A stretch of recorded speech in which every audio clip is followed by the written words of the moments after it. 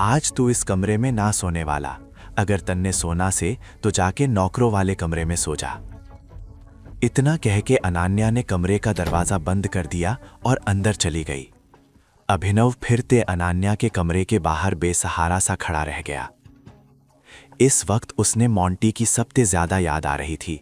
वो चाहता था कि जल्दी से जल्दी मोंटी वापस आ जाए, फिर वो उस जासूस ने पकड़ के बेनकाब करे और अपने पिता की गद्दी पर शांति बैठ जाए। तब उसने अनान्या और उसके कमरे की कभी जरूरत ना पड़ने वाली थी। जो लोग उसकी बेइज्जती करते थे उसने गरीब कहते थे। अभिनव उन सब ने दिखाना चाहता था कि वो लोग अभिनव ने नहीं, टाइगर ने गाली दे रहे थे।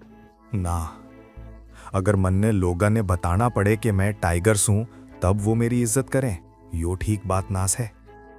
इन लोगन की इज्जत तो मैं कमाऊंगा, और वो भी बिना इन्हें बताए कि मैं कौन हूं। अभिनव ने अपने आप से कहा और एक गहरी सांस लेके नौकरों के कमरों की तरफ बढ़ने लगा। जब वो कमरे में दाखिल होने ही वाला था तभी उसके फोन पर एक मैसेज आया। यो मैसेज प्रोटॉन पब्लिसिटी नाम की एक कंपनी की तरफ से अभिनव ने आया था। वो अभिनव ने अपनी कंपनी में नौकरी पर रखना चाहते थे। अभिनव ने इस कंपनी का बहुत नाम सुना था, लेकिन जब उसने पता चला कि यो कंपनी उसी की है तो उसके होश उड़ गए। उसने सपने में भी ना सोचा था कि वो इतनी बड़ी कंपनी का मालिक हो सकता है। अगला दिन सुबह अभिनव तैयार होया और सीधा प्रोटॉन पब्लिसिटी कंपनी के ऑफिस पहुंच गया। उस कंपनी की बिल्डिंग अभिनव की उम्मीद से भी ज्यादा बड़ी थी।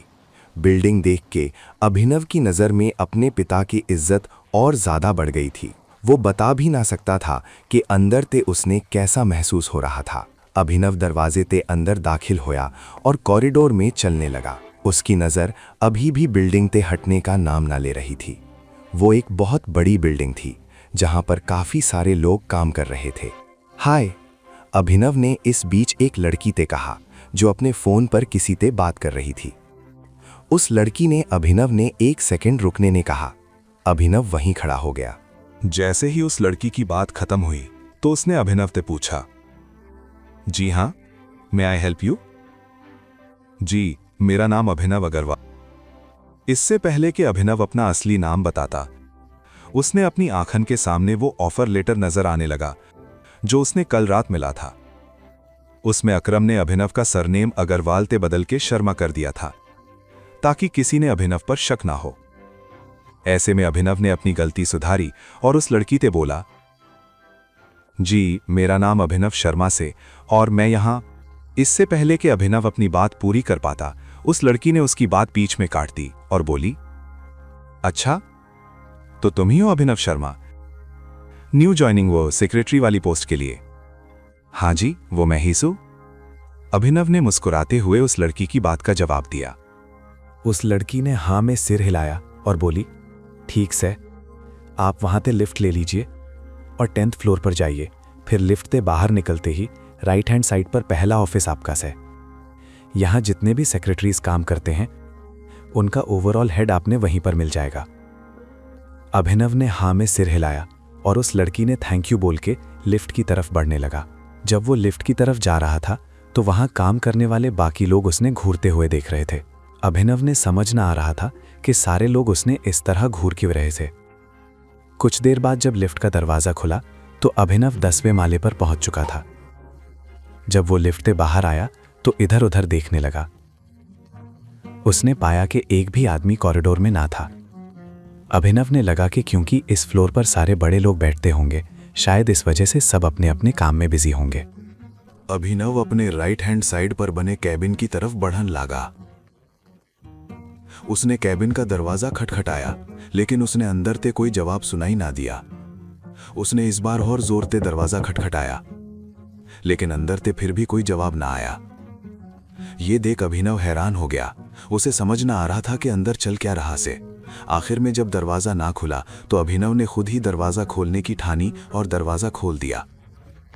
जैसे ही उसने दरवाजा खोला और सामने जो चल रहा था वो देखा तो उसकी आंखन की पुतलियां जैसे जमीन पर गिर गईं। अंदर बहुत जोर से म्यूजिक बजने की आवाज आ रही थी। रूम साउंड प्रूफ होने की वजह से अंदर की आवाज बाहर ना आ रही थी। वो एक बड़ा सा हॉल था जिसमें ज्यादातर जगह पर अंधेरा था और कहीं कहीं रंग बिरंगी लाइट्स लगी हुई थी। हर तरफ शराब की बॉटल्स और खाने की चीजें बिखरी पड़ी थी और अंदर मौजूद लड़के लड़कियां उस तेज म्यूजिक पर सब कुछ भूल के नाचते जा रहे थे। अभिनव ने अपनी आंखों पर विश्वास ही ना हो रहा था। उसने फिरते दरवाजे के बाहर झांक के देखा। वो यो देखना चाहता था कि वो किसी कंपनी में था या फिर क्लब में। आखिर में उसने दरवाजा बंद किया और अंदर दाखिल हो गया। अभिनव अंदर आ गया, लेकिन इस बात की किसी ने भी भनक न लगी। अभिनव ने समझ न आ रहा था कि उन लोगों ने उसके पापा की कंपनी ने क्लब क्यों बना दिया। अभिनव इधर उधर देखने लगा। वो सबसे पहले इस म्यूजिक ने बंद करवाना चाहता था। कुछ देर तक ढूंढने के बाद आखिरकार उसने वो प्लग मिल ही गया जिसमें स्पीकर कनेक्टेड था। अभिनव इन लोगों ने सबक सिखाना चाहता था। ऐसे में वो प्लग के पास गया और उसने खींच दिया। जैसे ही म्यूजिक बंद हुआ तो सब लोग जैसे फिरते होश में आ गए। सबके पैर रुक गए और एक आदमी ने चिल्लाते हुए कहा, अब किसने बंद किया म्यूजिक? कौन से तू? और अंदर कैसे आया? अभिनव ने उसने ध्यान से देखा और वो उसने पहचान गया। अभिनव ने बड़े प्यार से उस लड़के से पूछा, पहले आप बताओ कि आप कौन हो? अभिनव का यो सवाल सुनते ही वो लड़का गुस्से भरी नजराते उसने देखने लगा। पूरी कहानी सुनने खातर डाउनलोड करो पॉकेट FM ऐप इब्बे। लिंक नीचे डिस्क्रिप्शन में है।